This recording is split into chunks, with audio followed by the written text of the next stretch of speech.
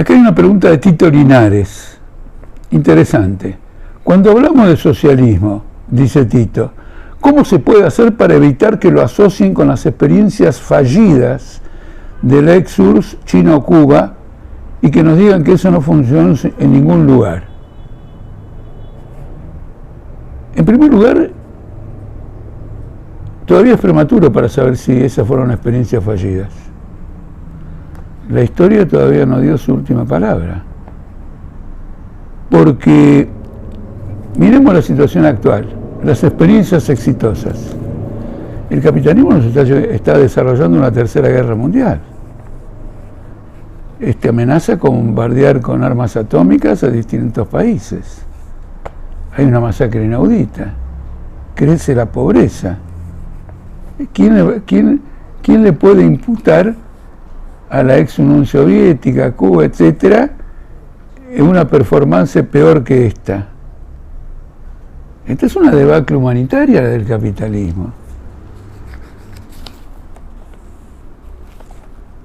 En la URSS, en China y en Cuba, se llevó un proceso revolucionario precisamente engendrado por el capitalismo.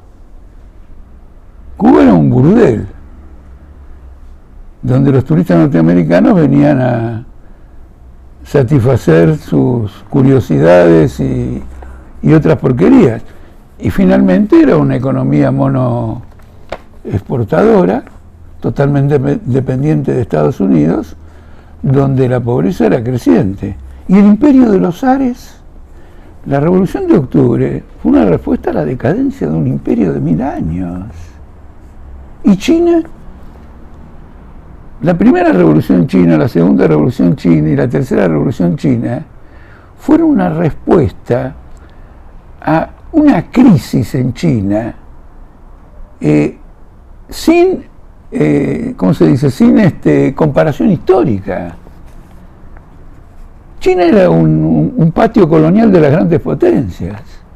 Luego se transformó en el terreno de la acción militar del imperialismo japonés, que provocó matanzas dantescas.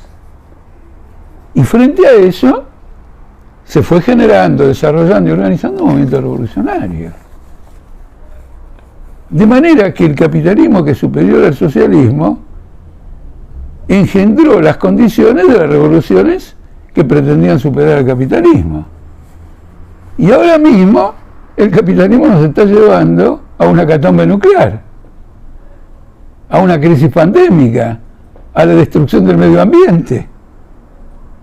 La vigencia del socialismo está vinculada con la decadencia histórica del capitalismo. Ese es un aspecto. El otro aspecto es que las revoluciones anteriores a estas revoluciones que comenta Tito, eran revoluciones populares, pero de un sector de las clases poseedoras contra otro sector de las clases poseedoras. Por ejemplo, la burguesía había acumulado una enorme riqueza y una enorme cultura cuando se apropió del poder, por ejemplo, en la Revolución Francesa. En las revoluciones proletarias, la pelea es entre una clase desposeída y la totalidad de las clases poseedoras. Y esa clase desposeída es una clase explotada, es una clase a la que le fue privada la cultura. Esta clase social tomó el poder y desarrolló las fuerzas productivas de estos tres países como nunca habían sido alcanzadas con anterioridad. De manera que la perspectiva de la revolución socialista pasa por tener un concepto objetivo, histórico y claro de las experiencias que se desarrollaron hasta ahora. Naturalmente, estas experiencias chocaron con un bloqueo de la revolución mundial, es decir, de la victoria de la revolución social en los países desarrollados. El imperialismo quedó con el dominio de la economía y la política mundial, y por lo tanto ejerció una presión disolvente sobre estos estados, donde la clase obrera se convirtió en clase dirigente, en el caso, por ejemplo, de la Revolución de Octubre, algo sin ningún precedente histórico. Una clase desposeída y explotada que pasa a organizar un Estado mucho más avanzado que los estados preexistentes, por de pronto en su propio país y comparativamente a nivel mundial. Entonces, que fueron procesos que quedaron aislados en el marco general de la historia capitalista y en el marco general de los procesos de rebeliones y revoluciones.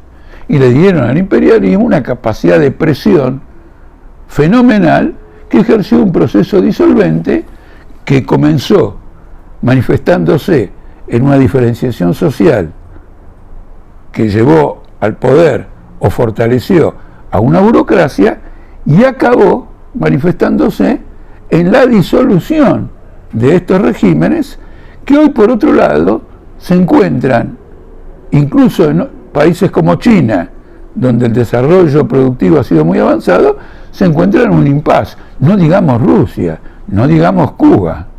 Tenemos que construir sobre las experiencias que se desarrollaron, naturalmente con un enfoque crítico de esas experiencias, delimitando a la clase obrera de la burocracia, al socialismo internacionalista del chauvinismo burocrático nacionalista, de las tendencias a restaurar el capitalismo, de aquellas que procuran, en el marco de estas revoluciones, desarrollar una revolución permanente para abolir toda forma de explotación.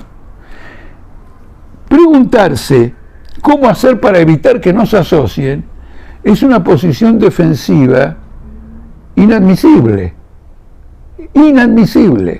porque si no partimos de la evidencia de que en el mundo capitalista hubo efectivamente revoluciones sociales, millones y millones se levantaron contra esta explotación. Si no partimos de eso y partimos de cero, retrocedemos a cero, nada de lo hecho sirvió, el horizonte que le ofrecemos a las nuevas generaciones frente a esta debacle capitalista es muy estrecho, no existe, no ofrece ninguna perspectiva.